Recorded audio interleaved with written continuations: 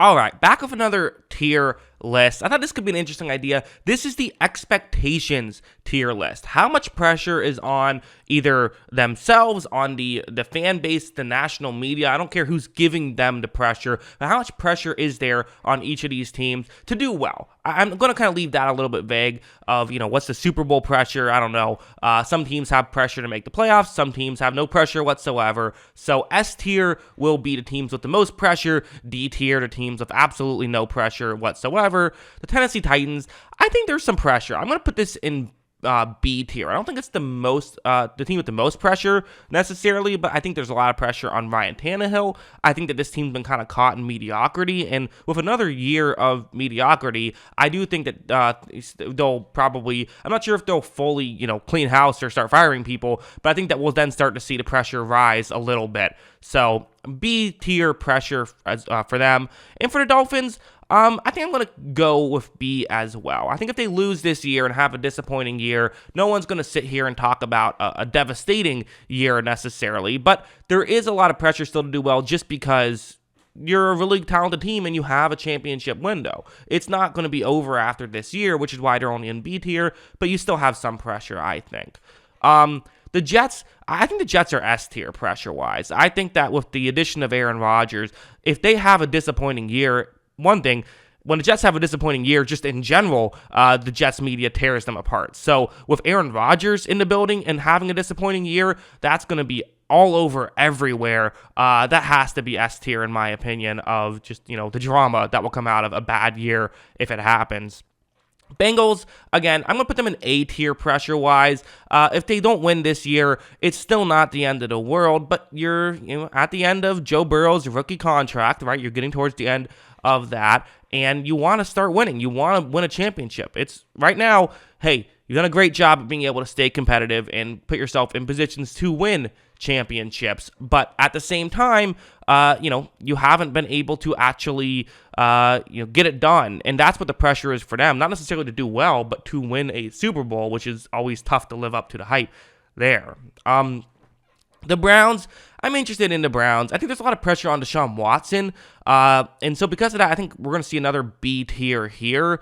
As I think if the Browns don't have a great year, it's not the end of the world necessarily. I don't think people crush them, but I do think Stefanski could lose his job. And I think that if Watson does not look good, like he didn't look last year in that small sample size and a weird situation, if he has a bad year, then things will look really tough potentially for Cleveland. But again, I don't know how many people are expecting them to win a Super Bowl, so B tier for me.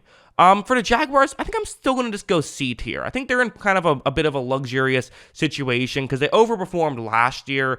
I guess the one issue is do they have to do at least as well this year to live up to expectations?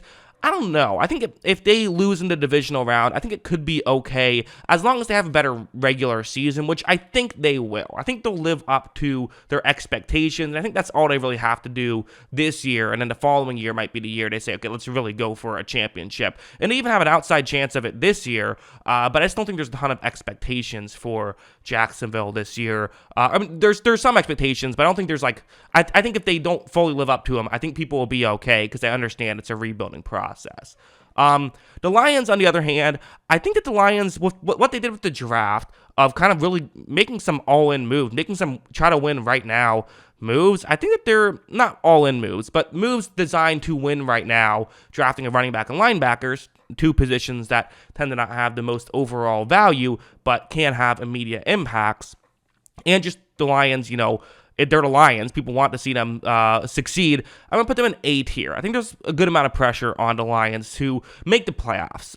If they don't make the playoffs, I think people will get really frustrated really quickly with this team. I don't think they have to go on a deep run. I don't even think they have to win a playoff game necessarily. Their pressure is just get into the postseason. The Vikings, I really don't think the Vikings have much pressure whatsoever this season. I'll say C just because they made the playoffs last year. But I think people are expecting a disappointing year for the Vikings. If they end up making the playoffs, people will be kind of pleasantly surprised. And I think there's still enough goodwill with them making the playoffs last year that a bad year won't cause people to wonder if guys should get fired. So there's that.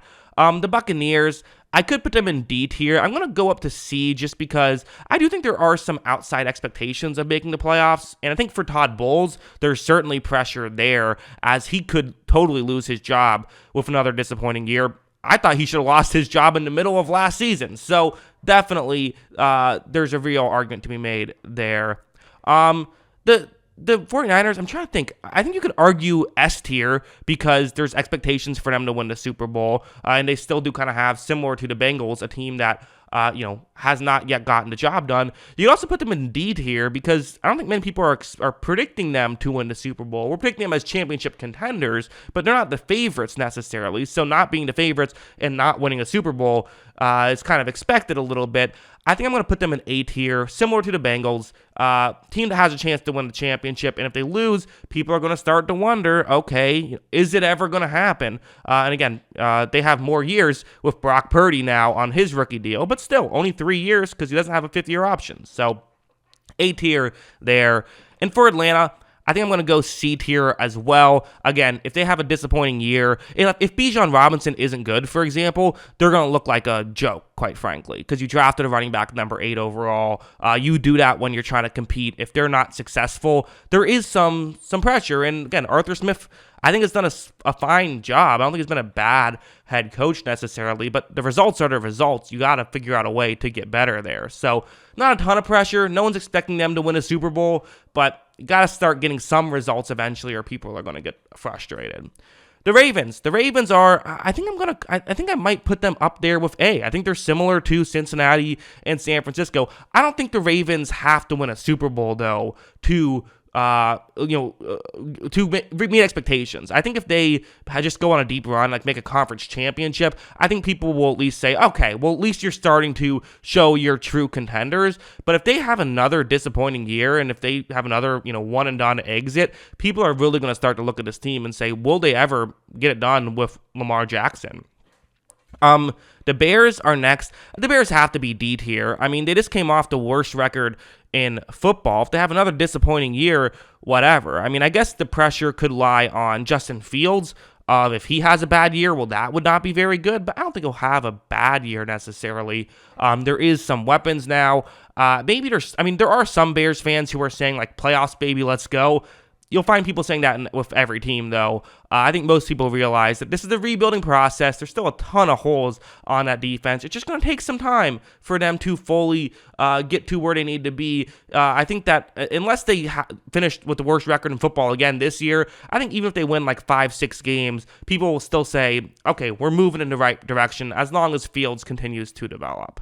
The Cowboys, to me, feel like they should be another, maybe C or B tier team. I think that there's, expectations for them to be good, but I don't know how many people realistically are picking them to win a Super Bowl. I'm going to put them in B, though. I think that I'm going to kind of give a little bit of extra pressure just because they're the Cowboys and they get more attention. I think most people realize the Cowboys are a very good team who should be able to, be successful, but there is kind of a ceiling on this team as well, just with the way they're currently set up. The Texans and Colts, it's funny because they're always right next to each other when I do these lists, and they always seemingly are very similar. They're very similar spots right now, so I always kind of talk about them similarly. Texans and Colts are both D tier for me. Again, all that matters is the young quarterback, and if the young quarterback sucks, you're still going to give him an extra year anyway. You have, first-year head coaches, so, very rarely do first-year head coaches get fired, although we have seen the Texans fire first-year head coaches in back-to-back seasons. Don't think they're going to do that this time. Basically, no pressure. You're playing with house money. The Rams, I think the Rams are another, I think they're D tier. I think no one's expecting the Rams to be good. They just won a Super Bowl a couple years ago. No one's getting fired at this point.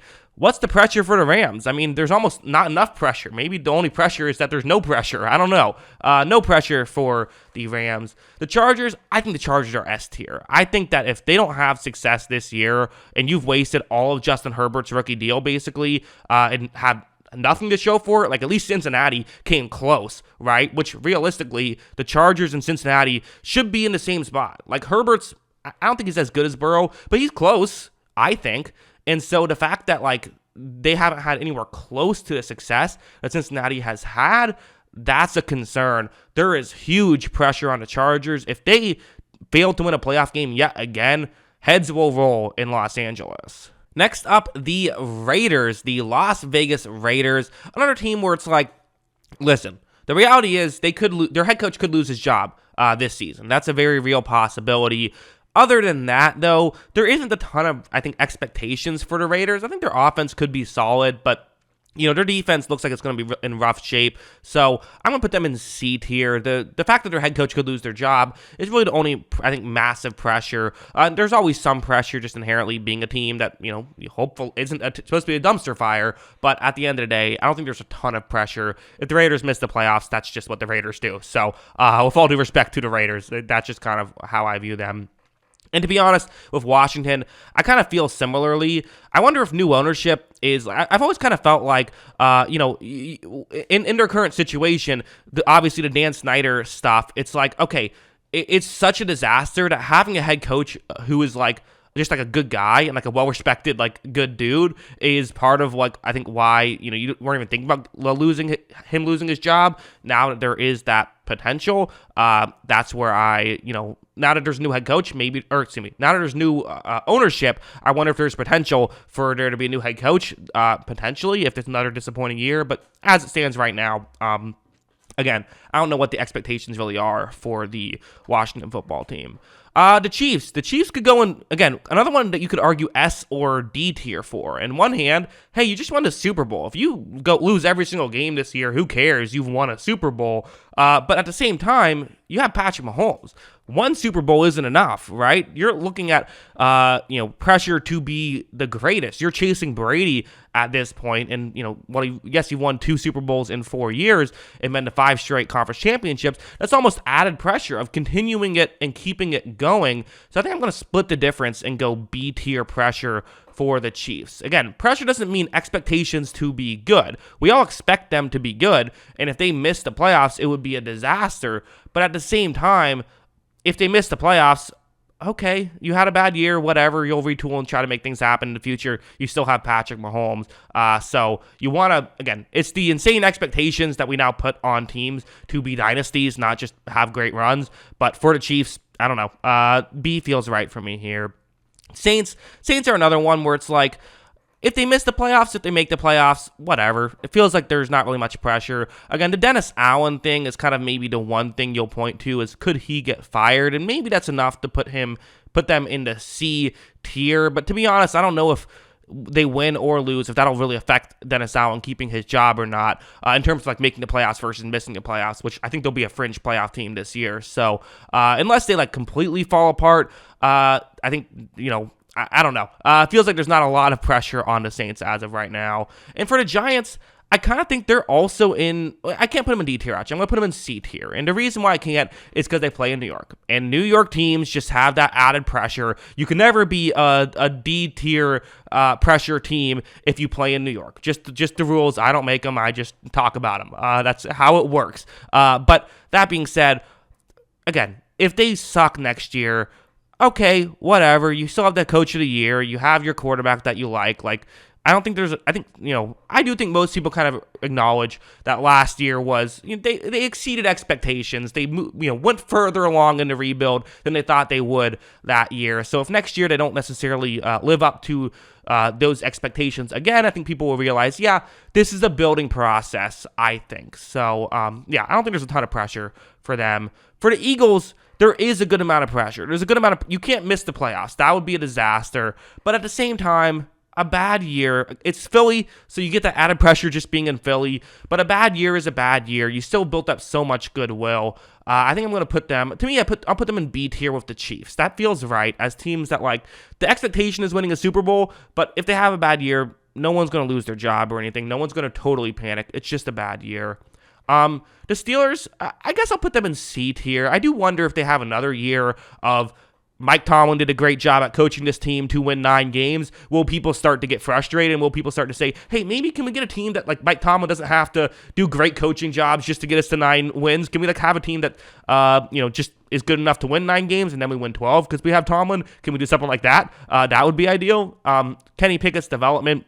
A lot of pressure there. But again, they're the Steelers. There's not a ton of pressure. The Broncos, another S-tier team. I mean, if the Broncos suck next year, they're maybe the worst franchise in football to try to take over with the Russell Wilson contract. You just traded a first-round pick to get Sean Payton. If that doesn't work out, you're looking at a complete disaster. So, yeah, S tier for me. And the Packers, I think I'm going to put them in S tier. I am. I was thinking about A tier. I think I'm going to put them in S tier. It's really the Jordan Love thing. If Jordan Love comes in and sucks, and honestly, if Rodgers comes in and is awesome for the Jets, you're going to be thought of as, wow, this is the team that could have won a championship or could have been really competitive if they had Aaron Rodgers, but instead they kind of ran him out of town. I think there's a ton of pressure on the Packers, not necessarily to win a championship, but to maybe show flashes. Really, it's the Jordan Love thing. I think the most pressure is just on Jordan Love.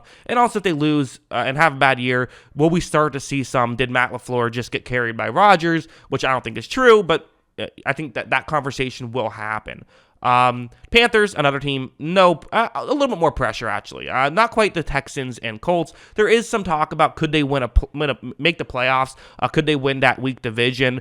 They, again, were very close last year. They added Bryce Young now, although they did lose DJ Moore. I think there's plenty of stuff to like about the Panthers. I think if they have a bad year, people will say, okay, fine, we're rebuilding anyways. But there's a little bit of pressure here. Next up, the Arizona Cardinals. What is the pressure on Arizona? None. No one's expecting the Cardinals to be good. Everyone thinks they're going to suck. If they win 8 games this year, people would talk about it as a massive overachieving time. So, yeah, no pressure for the Cardinals. Tons of pressure for the Bills. Bills are another S-tier team. I mean, again, one of these teams where it's like people feel like what the Bills need to do is go on a deep playoff run, and really, I mean, what they probably need to do is get to a Super Bowl. If you lose in a Super Bowl, I think they could live with that. But I think they have to get to a Super Bowl for teams to really start, people to really start respecting them the way that they want to be respected. You know, we kind of talk about the Bengals and Chiefs and Bills. What separates the Bengals and the Bills is A, the Bengals haven't embarrassed themselves in the playoffs. The Bills have. And B, the Bengals have beaten the Chiefs in the playoffs and have beaten both the Chiefs and the Bills in the playoffs. The Chiefs have also beaten both the Bengals and Bills in the playoffs. The Bills haven't beaten either of those teams in the playoffs, and so because of that, I think beating the Bengals or Chiefs and getting to a Super Bowl would kind of really, I think, that would make people kind of say, okay, you guys are legit, but that's going to be really tough to do, and if they don't do it, people are still going to kind of criticize them a bit. So the Seahawks, there's pressure on them, but not a ton. I think C feels right. If they have a down year, I think people were surprised last year, and so them kind of falling back to earth wouldn't necessarily be a disaster. I don't think that'll happen, though. I think they'll still be a solid team. So C pressure there. And then for the Patriots, not sure why I said Bengals. Those are two very different teams. I think I'm going to put them in B tier. I'm debating B and A tier. I think I'm going to go with B tier for the Patriots. They're a team that, listen, I think there's pressure on them. I think there is pressure on the Patriots to be successful and to win a playoff game in the post-Tom Brady era. I think that definitely, we kind of joke about, how would the Brady going to the Buccaneers affect Belichick and Brady's legacy? It was kind of a joke. I think we all said no one's going to really think about that. They're two of the best of all time at their respective fields, and I still agree with that. But the reality is we have heard people say, sure, Belichick was great with Tom Brady. I've heard that. I've heard that being said. And for Belichick, I think he doesn't have to win a Super Bowl to change that narrative. He doesn't. But he does probably have to go on some deep runs to completely get rid of that narrative, right? Like sort of like an Eric Spoelstra of the Miami Heat, right? He doesn't have to go win a championship without LeBron and Dwayne Wade and Chris Bosh, but he has to at least get to a finals or two. He has to have some deep runs, and because he did that, now people really respect who he is as a coach. Belichick, listen, if you've been paying attention, you know Belichick had a massive impact in that dynasty. There's a reason why no other team, there's been quarterbacks who have come close to the value Brady has had in his years in the Patriots. No one's come close to the success that the Patriots had in that era. So because of that, I think that's obvious what Belichick and the entire organization means, but not obvious to everyone. So silencing those haters would, a deep playoff run would do that a lot of good. So, yeah. Those are my thoughts. Those are the teams with the most pressure, the least pressure, and the in-between pressure heading into the following season. What do you guys think? Let me know in the comments below. Always love hearing from y'all. And of course, as always, thanks for watching.